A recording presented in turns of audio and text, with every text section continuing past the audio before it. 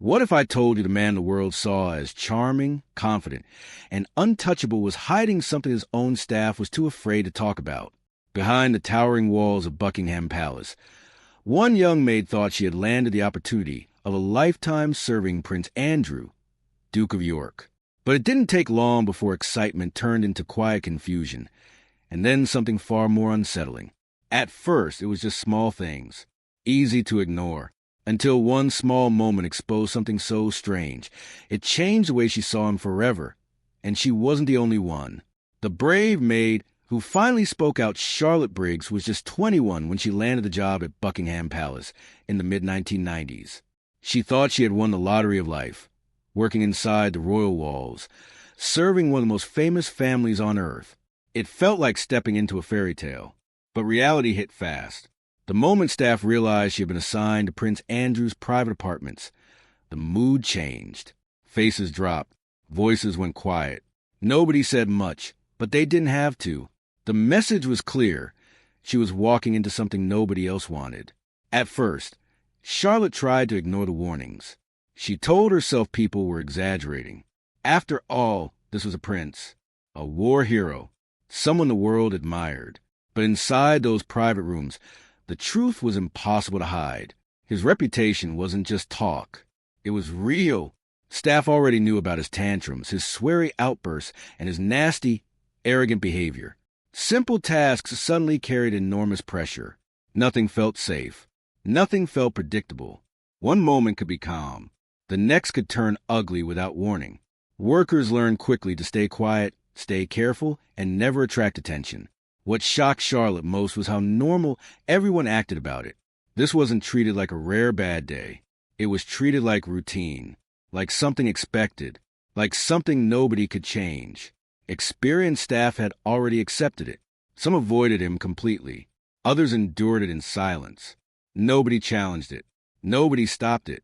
Can you imagine that? Grown adults, trapped in fear of one man's unpredictable moods, inside one of the most powerful buildings in the world. Outside, everything looked perfect. The public saw confidence, discipline, control. He smiled for the cameras. He waved like everything was normal. But inside, the staff saw something completely different. They saw someone unhinged, someone who expected absolute obedience, someone who treated the people around him like they existed only to serve his smallest demands. The contrast was disturbing. Almost unbelievable. Charlotte stayed quiet for years. Like many others, she carried the memories and moved on. Life outside the palace continued, but the truth stayed buried inside her. Then in 2022, after decades of silence, she finally said what nobody else had dared to say publicly. She described him as horrible, nasty, not misunderstood, not strict, nasty. Her words cut through the royal image like a knife. Because this wasn't a rumor. This was someone who had lived inside his private world.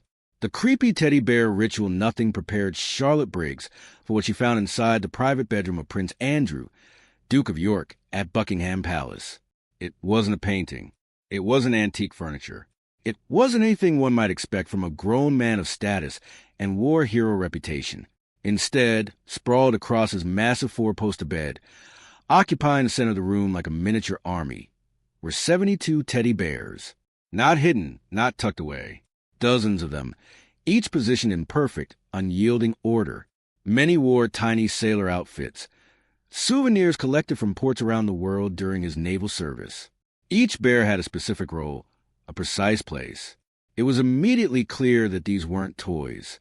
They were instruments of obsession, symbols of a mind that refused to grow up, a man clinging to childhood comforts in a world where adults were expected to act responsibly. Charlotte didn't stumble into this world unprepared. Before she could ever touch the bears, she was given a full day of training. She was shown laminated diagrams and instructed in the exact rules of placement. The biggest bears went at the back, the next size forward, gradually down to the tiniest at the very front. 2 bears, favorites among the collection, had their own mahogany thrones beside the bed, sitting upright as if they were kings of the strange, private kingdom. The rest formed a regimented formation on the bed, each lined up in size order, each perfectly balanced, perfectly angled. One wrong tilt, one misaligned paw, and the whole display had to be redone. The ritual wasn't just encouraged, it was enforced. Precision was demanded with the kind of intensity normally reserved for high-stakes military drills, yet applied to stuffed animals. Every morning, Charlotte spent half an hour meticulously arranging the bears. She lifted each one, adjusted its position, stepped back to assess, realigned, and repeated. The process was exacting. There was no improvisation, no margin for error. A tiny deviation could provoke his instant fury. Staff quickly learned the rules. A misplaced bear was more than a minor annoyance. It was a dangerous error. This wasn't about cute collectibles. It was about power, control, and the terrifying lengths to which a grown man could manipulate his environment to suit his childish whims. The morning ritual ended with the two favorites firmly in place on their thrones, the rest standing in solemn formation across the bed. Each bear was a testament to his obsession and his unrelenting need to dominate the smallest details of his private world. The nighttime routine was no less obsessive. Each bear had to be removed from the bed, the smaller one stacked inside an unused fireplace in perfect size order, the others placed with absolute care around the room. The favorites remained on their miniature thrones. Nothing could be left haphazard. The process required another half hour of exacting attention before he would allow anyone to leave the room. For Charlotte and other staff, this wasn't a harmless quirk. It was a psychological gauntlet, a daily test of endurance and composure. One misstep could unleash the infamous outburst staff dreaded. One wrong angle, one incorrectly aligned paw, could make the day miserable, frightening, and humiliating. For those outside the palace, Prince Andrew projected charm, confidence, and discipline. A war hero, a royal. In public, he was admired, respected, untouchable. Inside these walls, however, he was something else entirely. A man incapable of basic adulthood. A man trapped in a private world where inanimate objects commanded more loyalty than living humans. He treated stuffed toys with a level of care, attention, and emotional weight far exceeding what he granted the people working closest to him. In this strange, rigid world, the teddies were the only beings whose preferences mattered, whose positions were non-negotiable, whose approval, or rather, perfect alignment, was demanded daily. The psychological implications were staggering. Psychologists later pointed to classic Peter Pan syndrome. A man with military rank and royal privilege, expected to navigate adult responsibilities, yet emotionally arrested. The teddy bear army was no mere collection. It was a manifestation of his dependence on control, comfort, and unchallenged authority. It revealed a paradox. A decorated Falklands veteran, trained to lead, fight, and make split-second life-or-death decisions, reduced in private life to enforcing precise rituals over stuffed animals. The bears weren't harmless playthings. They were instruments of obedience and evidence of mind unwilling or unable to confront real-world adulthood. Staff obeyed. They followed the diagrams. They endured the scrutiny. They lived in quiet fear of disruption. The teddies ruled the room, and by extension, they ruled the staff. Briggs' own words later capture the horror. As soon as I got the job, I was told about the teddies. I even had a day of training. Everything had to be just right. It was so peculiar. Peculiar didn't begin to cover it. The obsessive, unrelenting care for these bears was unnatural, unhinged, even disturbing. It wasn't optional. It wasn't temporary. It was constant, controlling, and exacting. It extended beyond the bed, beyond the bedroom. It dominated how staff moved, how they behaved, and how they survived their daily duties. To disobey, even inadvertently, risked wrath. To fail to understand risked humiliation. It was a power play disguised as a childhood obsession. The infamous teddy bear army did not make the journey. The mahogany throne sat empty. The meticulous fireplace stacks were abandoned. The regimented bed display, so central to the daily rhythm of life under him, vanished. For those who had witnessed it, it was like the quiet end of an era. No more morning inspections. No more tiny soldiers lined in perfect formation. No more silent, observing toys. It was as if a bizarre, controlling chapter of his private life had finally closed.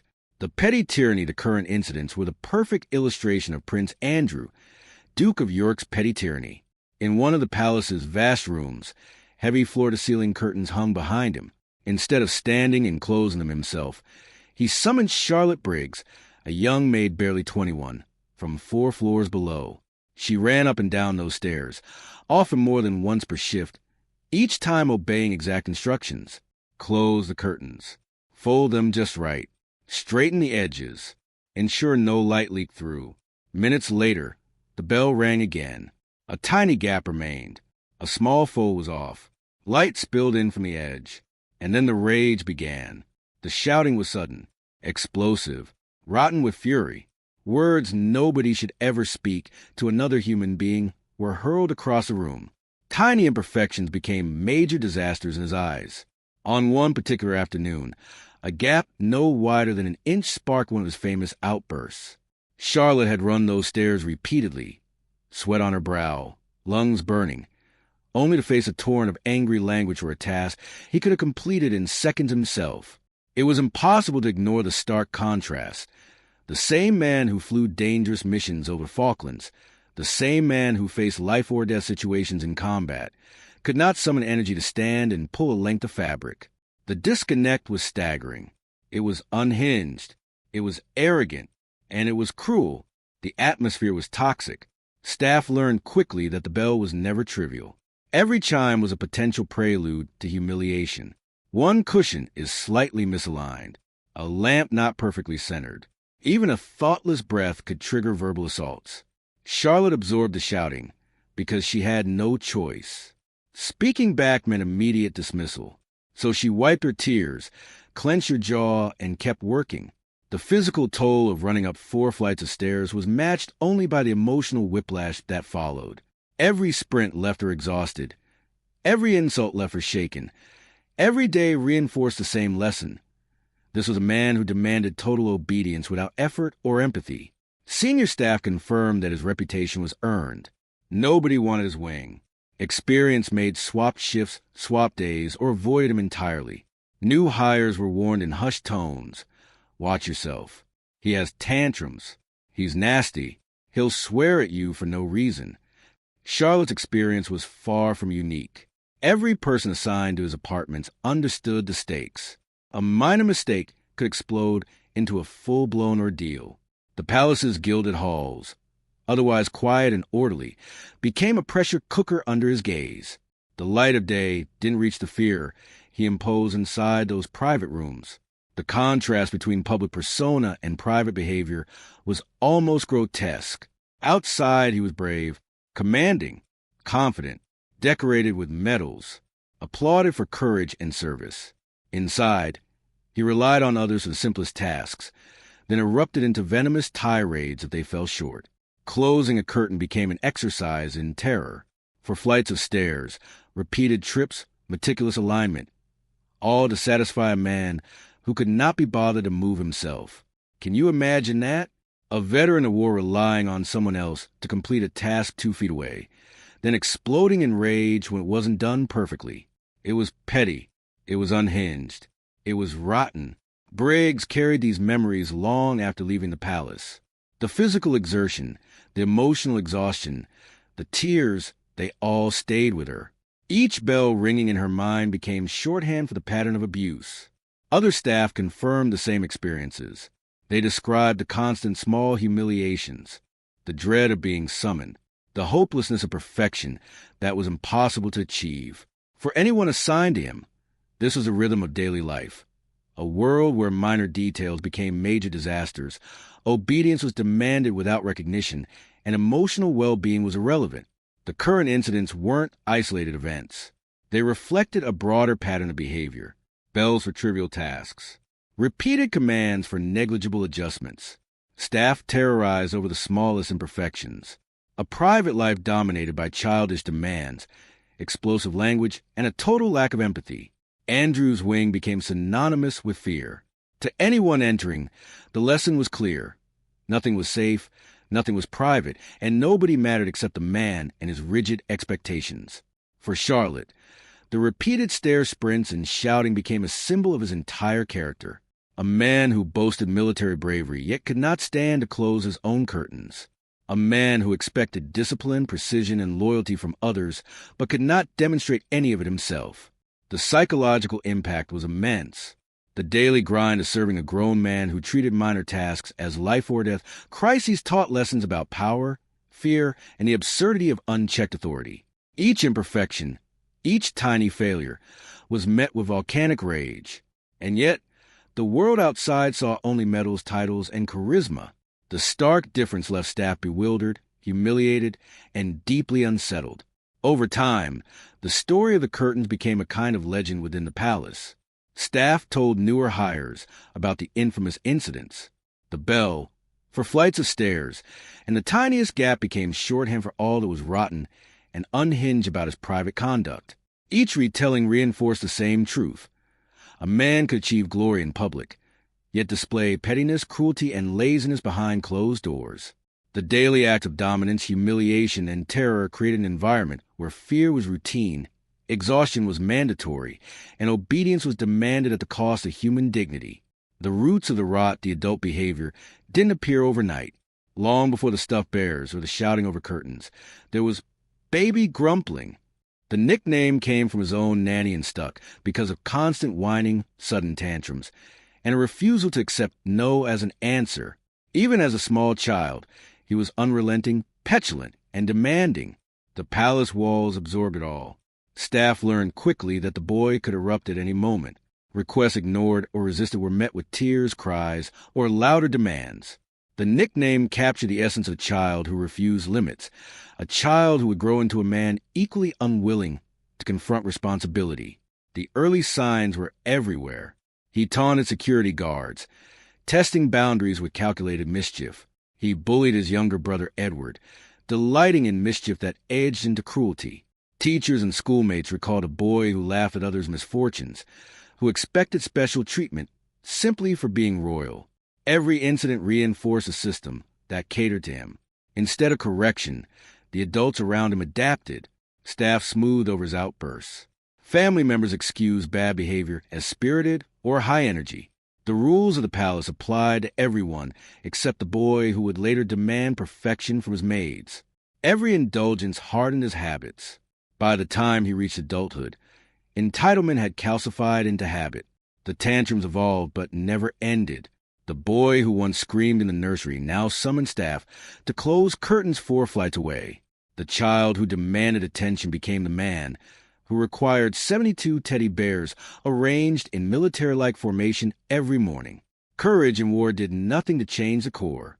Military medals and public accolades could not erase the private man who clung to childhood comforts and expected obedience from everyone around him. The seeds of rot planted in the nursery had grown into a fully formed tree of adult arrogance and cruelty. Charlotte Briggs witnessed the result firsthand. A young maid was confronted with a man who expected staff to function as extensions of his will. A prince who considered basic self-care beneath him.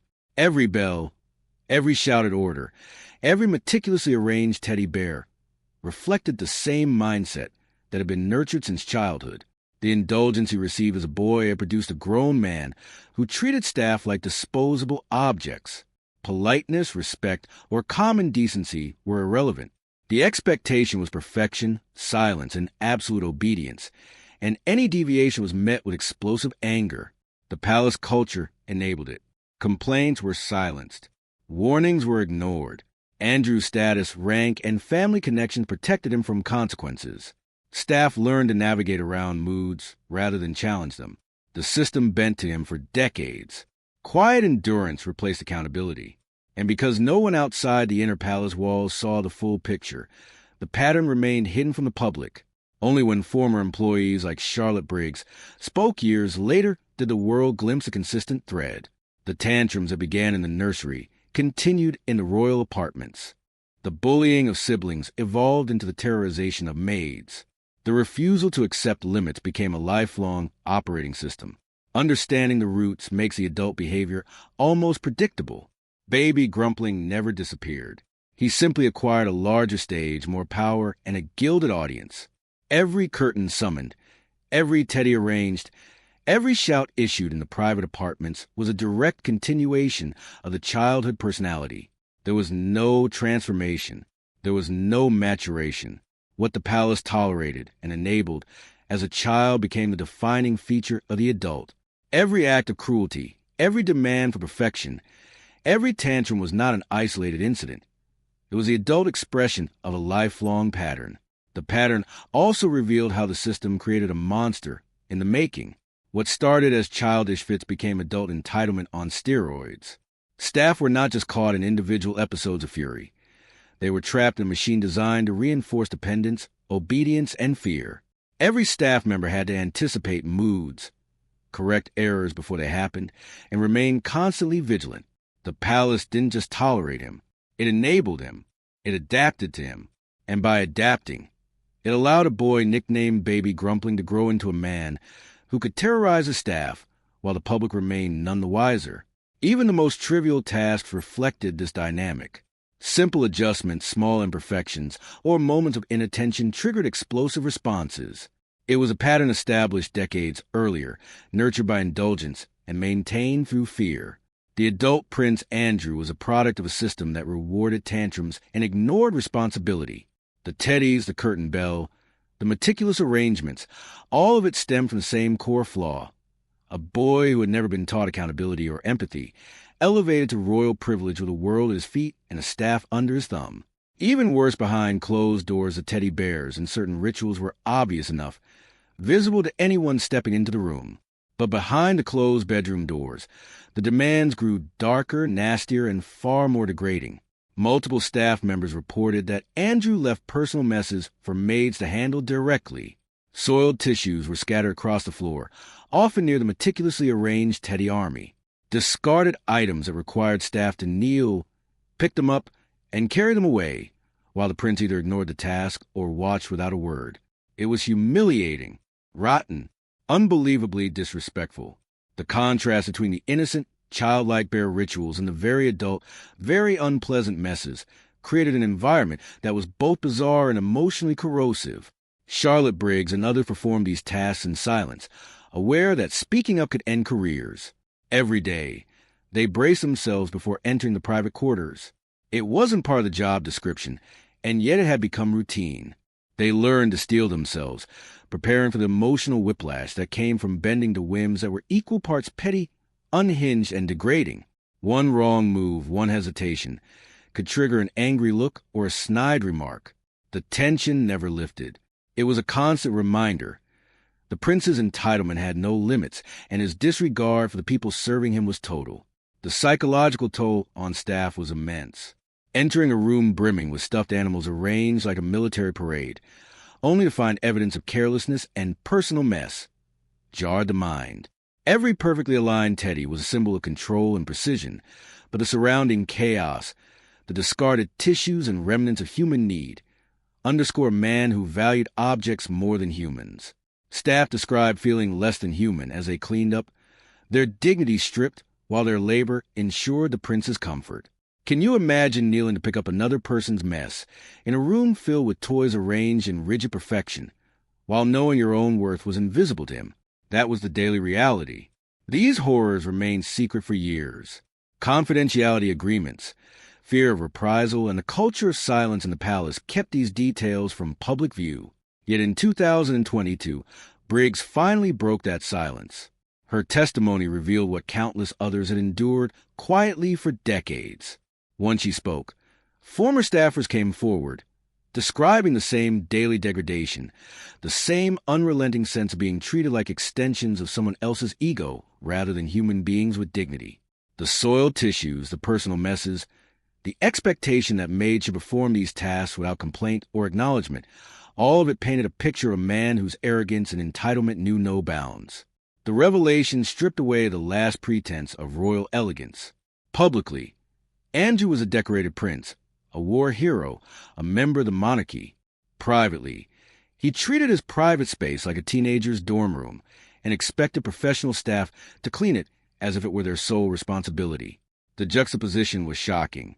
The world saw charm and medals. Staff lived the opposite. Control, rage, and humiliation. Briggs never embellished her accounts.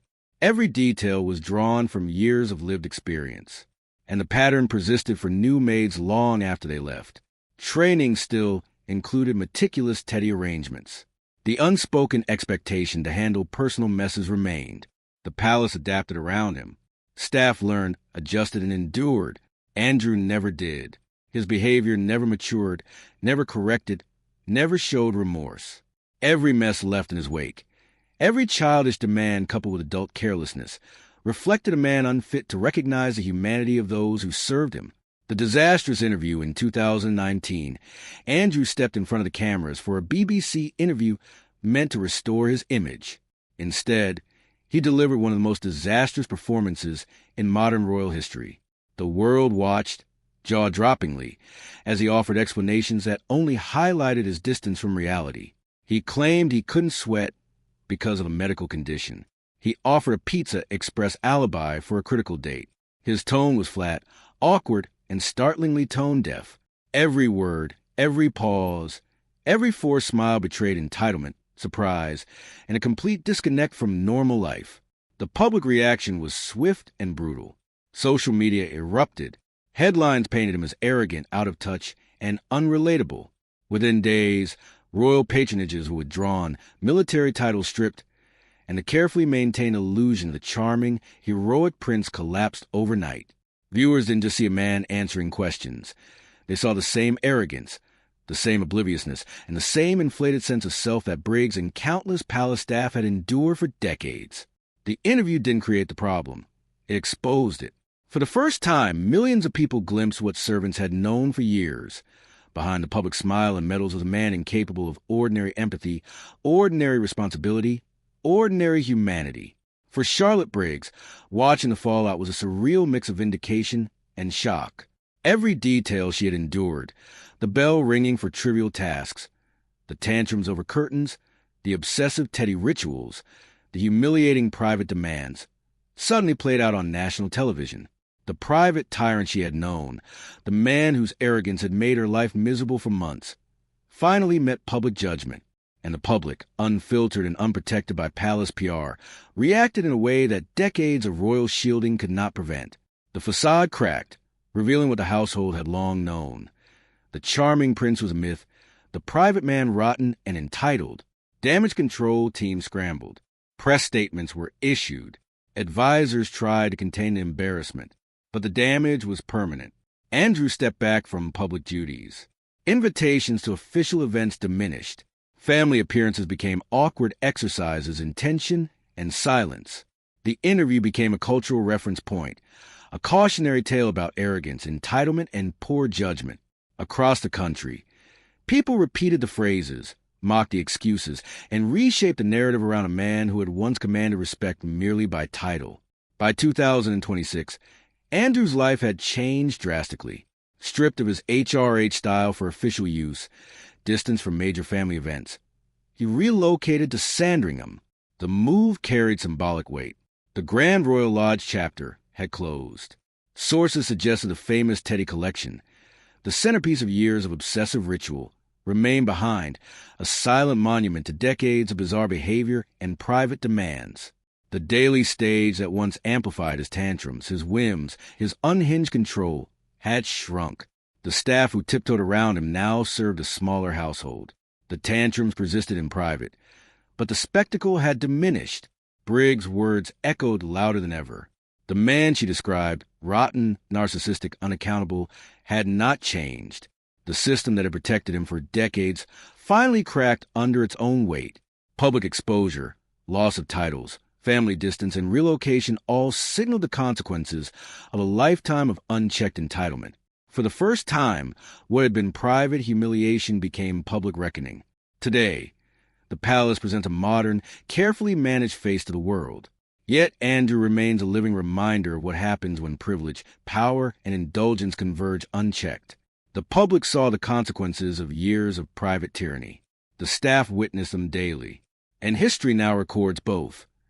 The glamorous myth of a royal hero and the unvarnished reality of a man shaped by indulgence, obsession, and decades of unchallenged arrogance. The curtain has fallen. The Teddys remain behind, and the lessons of a spoiled prince are laid bare for all to see. And that's the shocking truth hidden behind the gilded walls. If Prince Andrew's private behavior left you stunned, hit like, subscribe.